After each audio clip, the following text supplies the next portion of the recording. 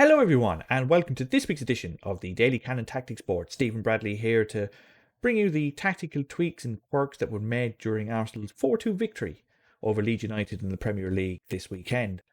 Before we start the video, just want to show my gratitude, frankly, for all the support and the amount of support you've given for this channel in the last month or so. Like I said, we put up 7 or 8 videos since we started doing this sort of content over the last month. Over 200 subscribers, 2,000 views on the channel. Thank you. We're delighted that so many of you are, coming back on a regular basis to view these videos and are picking up little things. So thanks. And if you are a returning viewer, thanks very much. If this is the first time you're looking at this video, maybe you saw it on dailycannon.com or it's popped up on your recommendations on YouTube. Over the next 15-20 minutes, I'll be explaining what happened during the game, how Mikel Arteta set up Arsenal, how Marcelo Bielsa set up Leeds, and how they changed things as games went on with substitutions and changes in tactics and such. And yeah, if you do like the video, please feel free to leave a like, a comment if you've got any questions on maybe something you didn't pick up or maybe something you're curious about.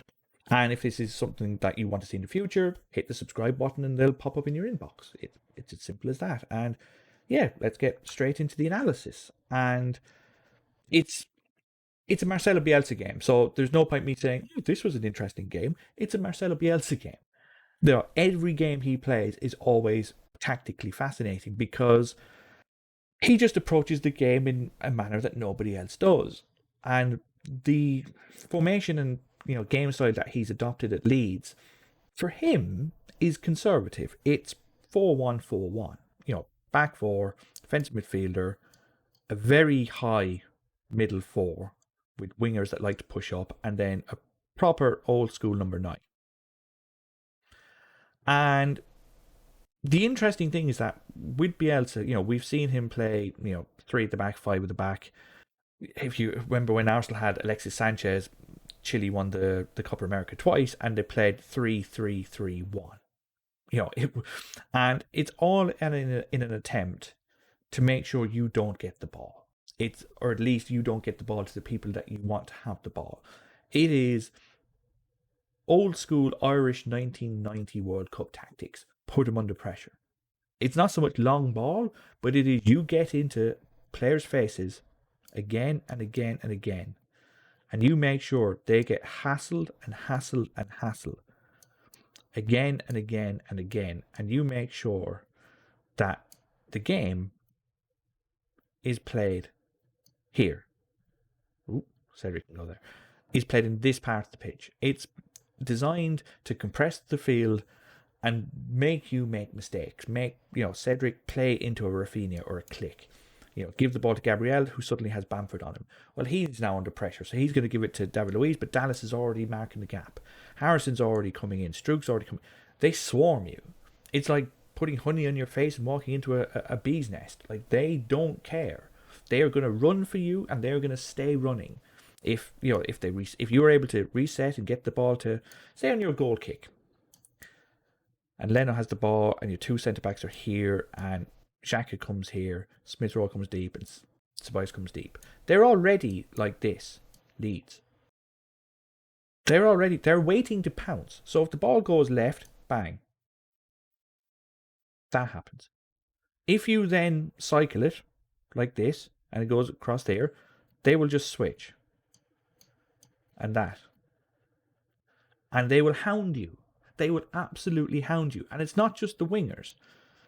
The left back and right back are more than happy to chip in. And when they chip in, they'll go right here. They're not going to stop around here. And then what happens, the wingers end up playing as fullbacks because you don't want to leave those channels free. And when this happens, you have to be able to trust your players to be technically good enough on the ball to make sure that when they do press, that you have options, that you can control the ball, look around, be aware of who's around you, and know that there's someone else on the ball.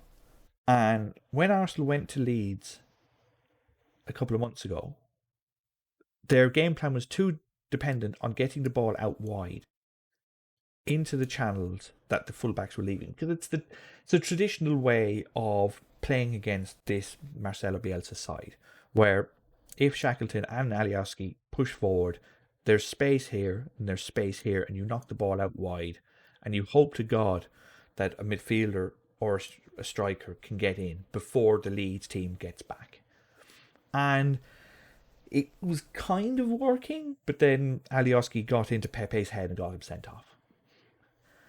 So it was nice to see Arteta learn from this and go, right, we're not going to play like that again because it didn't work.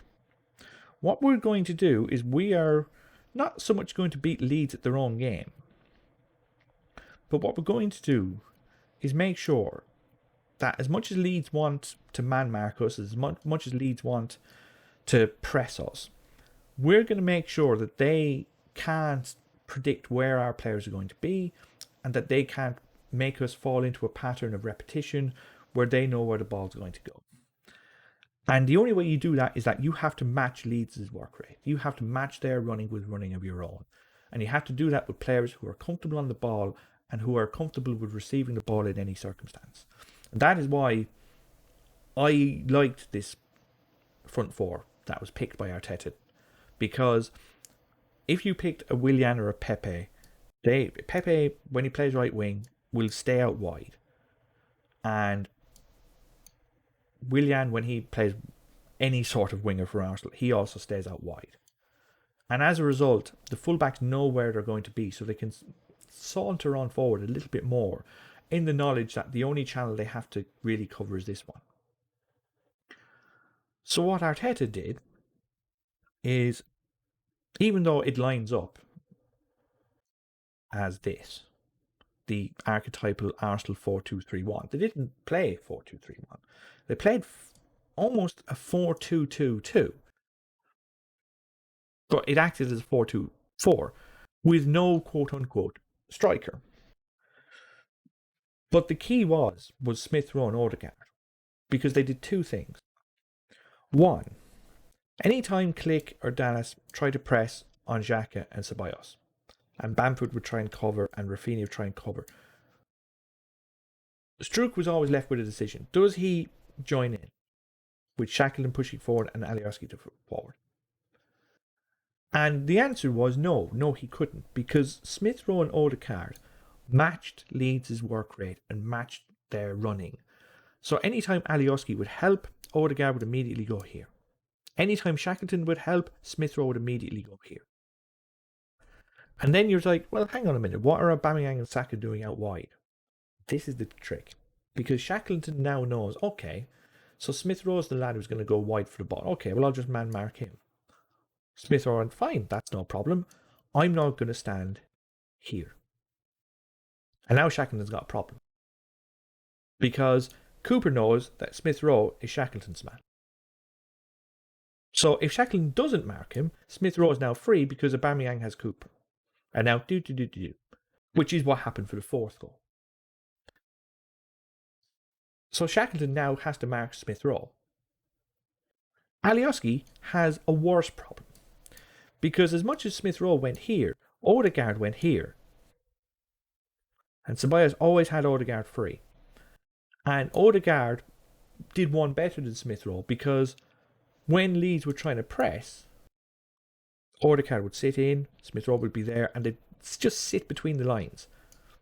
They'd be there with the ball available and being available on the ball themselves. They were always a threat. But when Leeds had the ball and they were trying to get the ball to their wide player so that they could build from the back, Aubameyang was allowed by Arsenal to be here, because as much as he is as number 9 and as good as he was scoring a hat-trick today with a tap-in even from here, just like Henry, just like Perez, he likes being here. It's just where he naturally feels comfortable. But if your number 9 is there, then there's no one pressing. In steps Odegaard. Odegaard often at times found himself here. And now Struijk has a problem, because he doesn't want to go back, he wants to go forward with the ball. But if Odegaard's here, he has to link in, he has to give Cooper and Ayling a ball. Smith Rowe goes, okay, I'll now play as number 10. Xhaka pushes up, Ceballos pushes up, and now Leeds are in the same quandary that they're trying to push on Arsenal. Where's the outball? It's ailing into here. You're making centre backs play long balls that they don't want to play. You're making Cooper play these long balls, over Aubameyang to Shackleton and to Rafinha. And they can't do it. And it showed that they can't do it over and over again.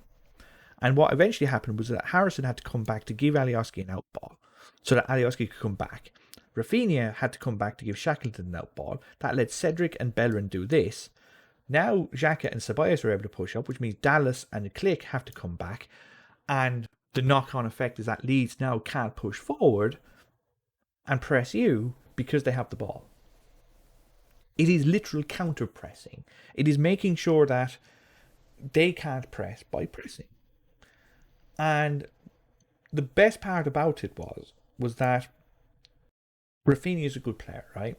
He might really be good at Arsenal. He might be good at a lot of big clubs. Leeds didn't pay much for him, and if they choose to sell him in the summer, they'll get a lot more for him because he's versatile on both wings. Harrison, on the other hand, not so much. Alioski especially was atrocious in this game. And Saka took full advantage because when Arsenal were able to get out of Leeds' press and end up 4-on-4, because Aubameyang was there and Shackleton was trying to cover him, and because Smith Rowe would often go here too for the ball in around here, Cooper had to cover him. Odegaard would then fill in as the number 9 just to try and take the attention of Ayling. It meant Saka had Alioski all to himself. And Harrison was afraid to help because he did not want Bellerin doing this. So it was 1-on-1 all game long. And Saka took him to the cleaners. It's as simple as that. Bukayo Saka is becoming a legitimate threat as an all-round player. And it's reminiscent of Raheem Sterling when he was that season at Liverpool where they nearly won the league, where he was playing as a number 10, even though he was a winger. It developed his defensive skills. It developed his timing for runs, especially, which then Guardiola and Arteta worked on at City, and he's now world class at.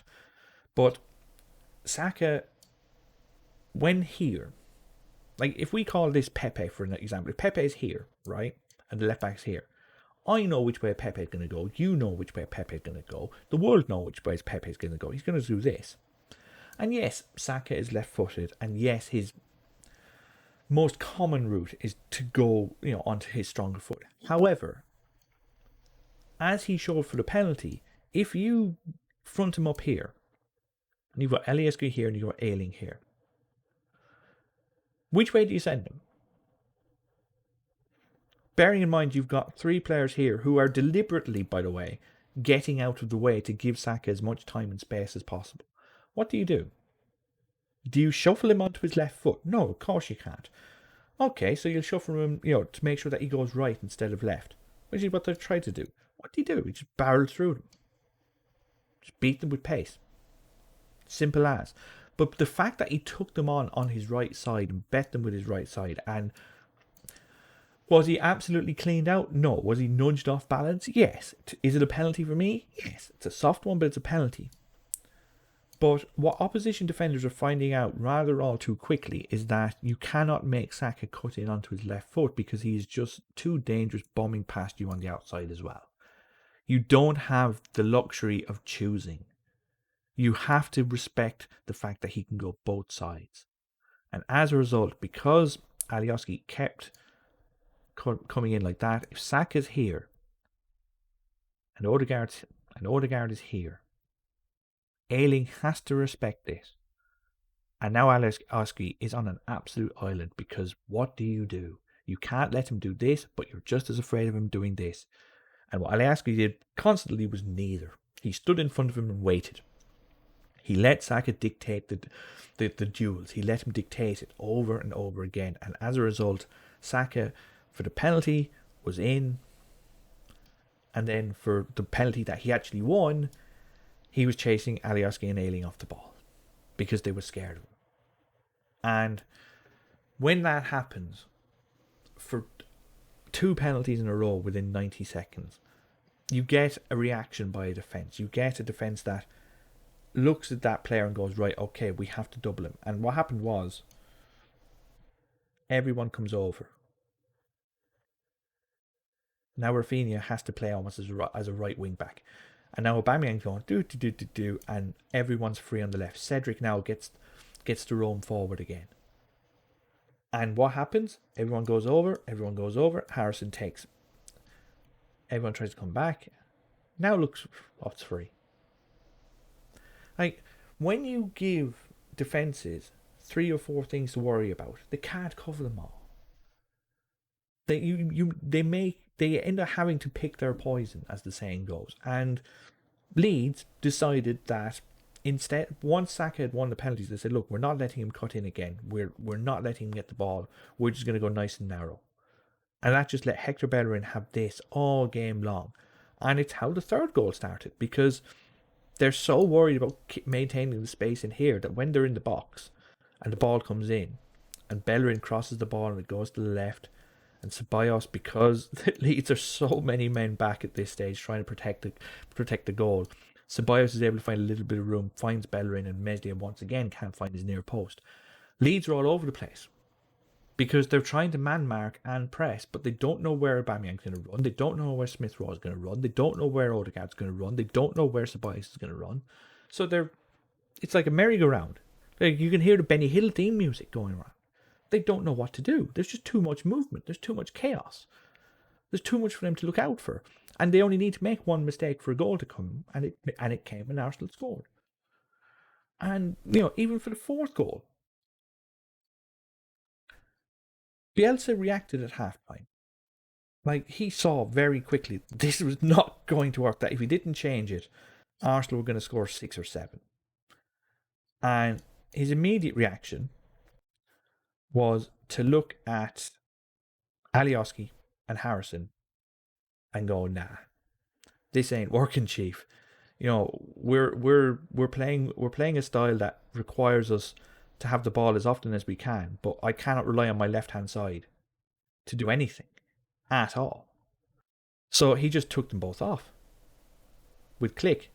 Took left back off after 53, left midfield off after 46, and the centre mid after 46, because Click was offering no help at all to Dallas here at all. Odegaard was having the freedom of the right hand side of the pitch to do whatever he wanted, which meant Click wasn't covering him, which meant Ceballos was able to go here, Odegaard would then forward, Alioski would cover in, Saka there, Harrison would cover this space, and Bellerin would go on.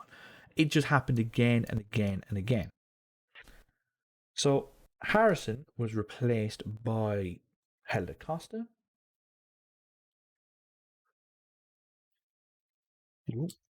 Let's give him a capital C because I can type.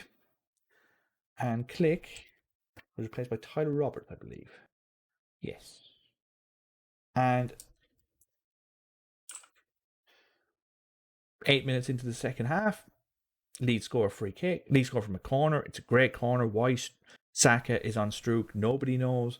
But it's just one of those situations where zonal marking is going to be one of those situations where Leeds found the soft spot. They got their biggest man on Arsenal's smallest player and they scored. Arsenal are really good from corners this year. They're really good as a low block this year. So you're going to concede 1 or 2. It's a great ball in for Rafinha. What do you do? 4-1. And then, Niall Huggins comes on for Alioski.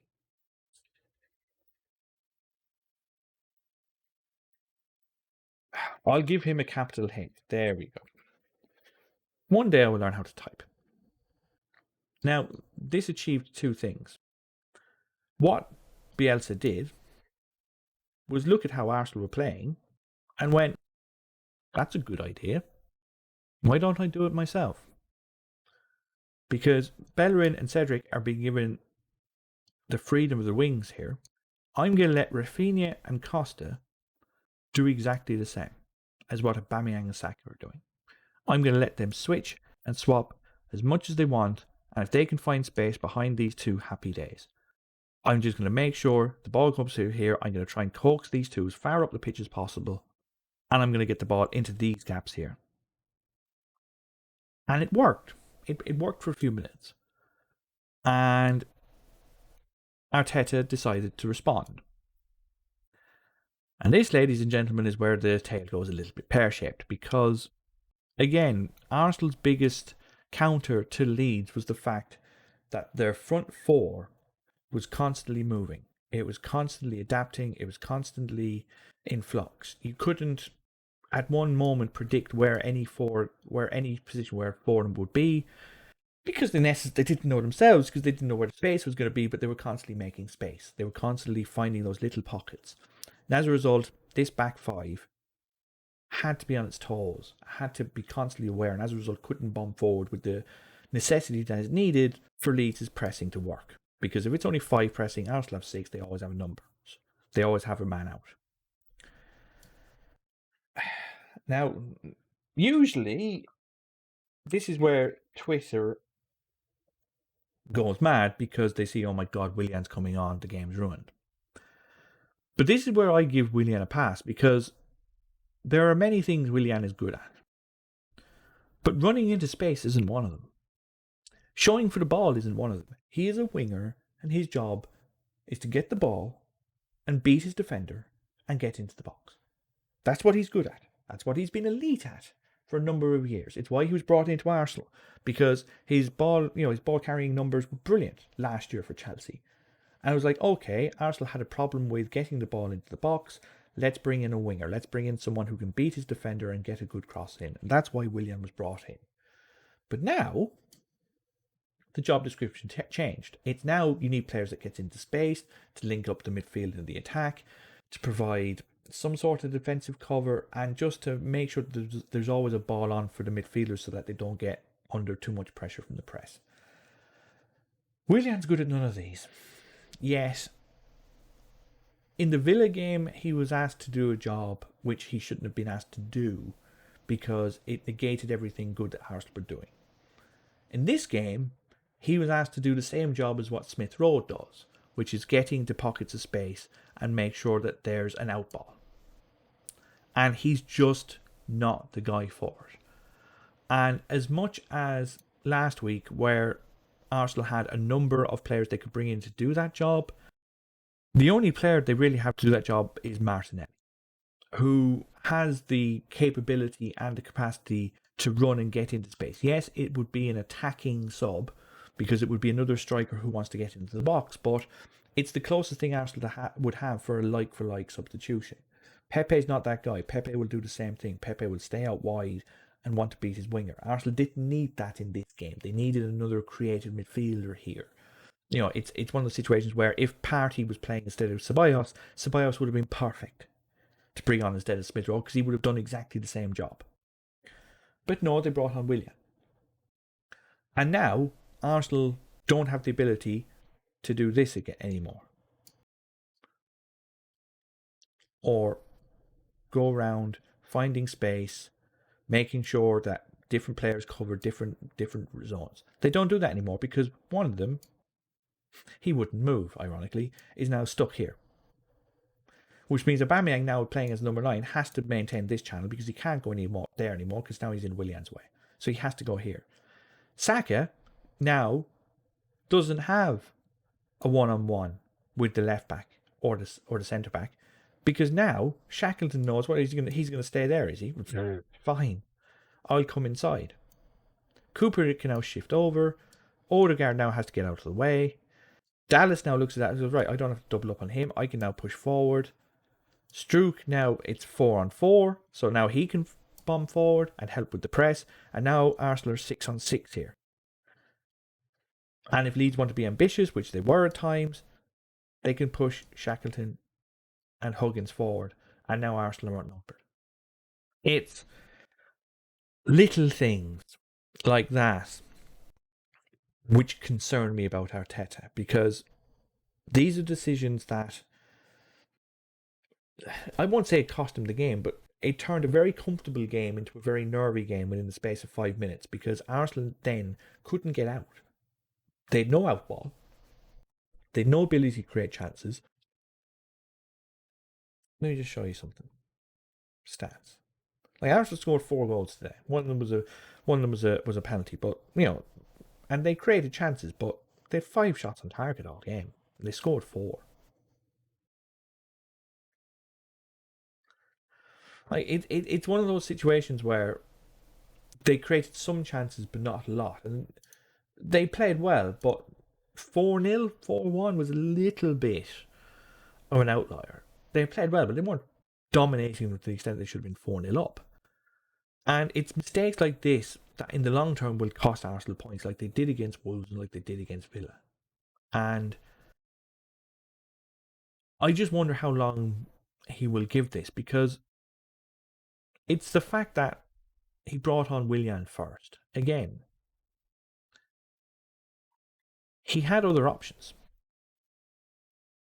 He had Pepe, he had Lacazette if he wanted to bring on a striker and play Aubameyang left wing, at least he'd be a little bit more mobile. Martinelli, again, a lot more of a willing runner, a lot more of a willing, presser as well. Like, there were better options than Willian. And taking off Smith Rowe and putting Willian there was the sugar in the fuel that stopped Arsenal's engine from chugging along as it was, purring quite nicely, and it spluttered and came to a halt with 20 minutes to go. And once again, it was just a worrying example of how Arteta is failing to completely maintain a hand on the table whilst games are going on. This is another mistake, and it'd be interesting to see how he reacts to this. Like Partey, hopefully, touch wood, should be fit for the Benfica game on Thursday. If he is, he should play. Having Tierney, even if Tierney was on the bench for 20 minutes, you'd play him there. He'd be perfect for it. Like, these are the positions where you see the inadequacies of the squad. Where yes, they've got 94,000 centre backs, but one left back, and two good centre attacking midfielders, and 5 or 6 centre defensive midfielders. Like, the squad is imbalanced, and it's illustrated perfectly in situations like this where with 20 minutes to go, you don't have another left winger you can bring on, or at least another centre attacking mid that you can bring on, because you're playing the only two you have. So yeah, it's one of those situations where going forward you would hope that with injury luck, with a little bit more of a settled system, and with players coming through the youth side, that Arsenal won't be relied on Willian to do a job that he's not asked to do. But all in all, it's a 4-2. It's a good result. It's a needed result. And there's plenty to build on, but there's still plenty in the works being done under the scenes at Arsenal that just give you that little bit of cause of concern and go, right, okay, maybe things are being fixed, but there's still a lot of things to work on, and there's still a lot of things that they're doing wrong. And hopefully over time these get weeded out and these mistakes become fewer and fewer as time goes on. And yeah, if you did enjoy the video, again, please feel free to like it, comment if you think I'm a mug, fire away, or subscribe if you want more of this appearing in your inbox. And yeah, we will see you after the Benfica game next Thursday. Cheers.